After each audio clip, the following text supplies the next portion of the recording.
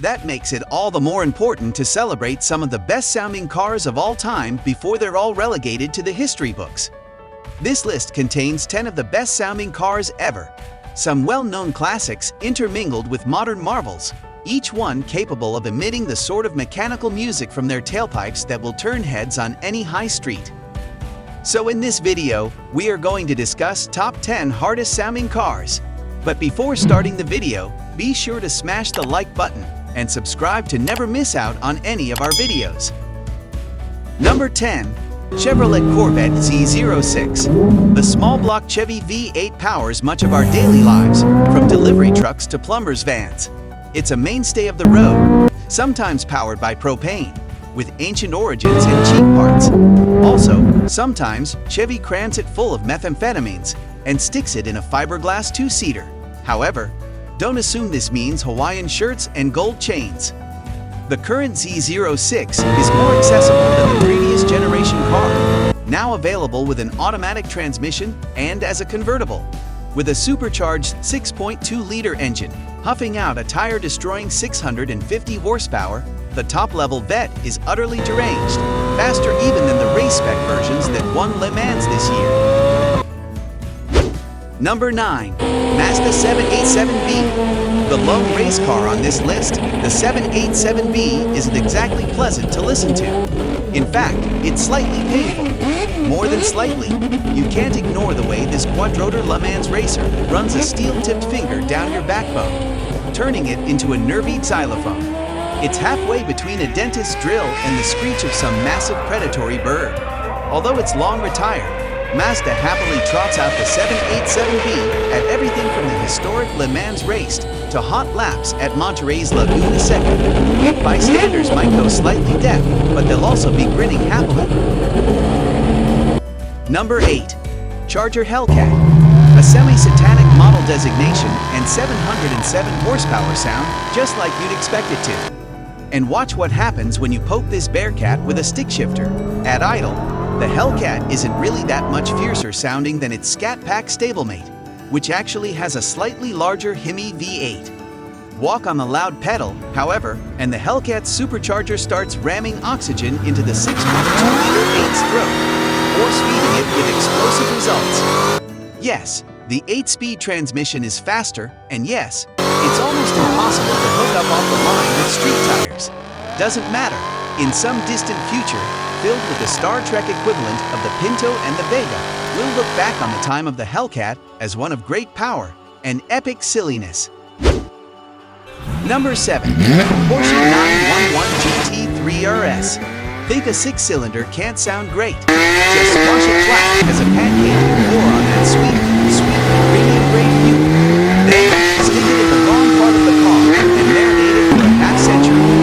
With the news that all future standard 911s will be turbocharged, the GT3 becomes the last gasp of the naturally aspirated flat 6, and it's less a gasp than a scream of outrage. Yes, you can't get a manual anymore, but the turbine wail of the 4.0-liter 6-cylinder as it approaches 9,000 revolutions per minute is simply a frenzy of titanium and steel. Number 6. Lamborghini Countach. The Lamborghini Countach is a mid-engined V12 sports car produced by Italian car manufacturer Lamborghini from 1974 to 1990. The Countach was Lamborghini's flagship model for many years, and it is known for its futuristic and striking design, as well as its powerful engine and high performance. Not an easy car to drive, nor to live with, Countach prices are nonetheless spiraling out of control. Why? Because it looks like that and sounds like this. Euro spec cars come with quad Weber carburetors to create an old-school symphony of fire. It's an engine that takes its roots from the same guy who designed the body of the Ferrari 250 GTO. And as beautiful as that car is to look, it'll give you chills. Number 5. Pagani Huayra. If you're wondering, this thing is named after an Incan god of the winds. Well, that's what you get for overindulging in mole sauce. At the heart of this fearsome, but not particularly pretty, carbon fiber confection is a Titanic Teutonic dreadnought of an engine, a hand-built AMG V12. In an age populated by twin turbocharged and hybridized McLarens, Ferraris and Porsches, the V12 is something of an anachronism, needlessly complicated and somewhat outdated. When was the last time anybody won a race with a 12-cylinder engine? The Huayra is not a race car, however. It's a supercar, and the sound it makes from its four tightly packed exhaust pipes is both the fury of yesteryear and the peak of the internal combustion engine. Like the rest of Horacio Pagani's dreams, it's unlike anything else on the road. Number 4. Ferrari 550 Maranello. We need at least one Ferrari on the list, and although there's the LaFerrari and the 488 to pick from, I'd like to take it back to something old and somewhat unloved. The 550 Maranello is a last-of-breed special, the last V12 Ferrari to be offered only with a manual transmission. The engine, of course, is a masterpiece, an all-aluminum cello of basso profundo excellence. Pavarotti sings again every time this thing clears its throat. And best of all, you get the click-click of the gated metal shifter in the pause between stanzas. There are faster cars, and there are more valuable cars, but the 550 is something very special. Number 3. Fiat 500 Abarth.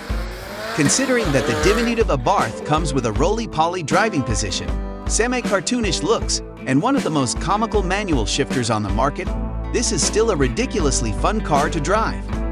Forward thrust is short of a Mini Cooper SJCW or similar, but then, so's the price point.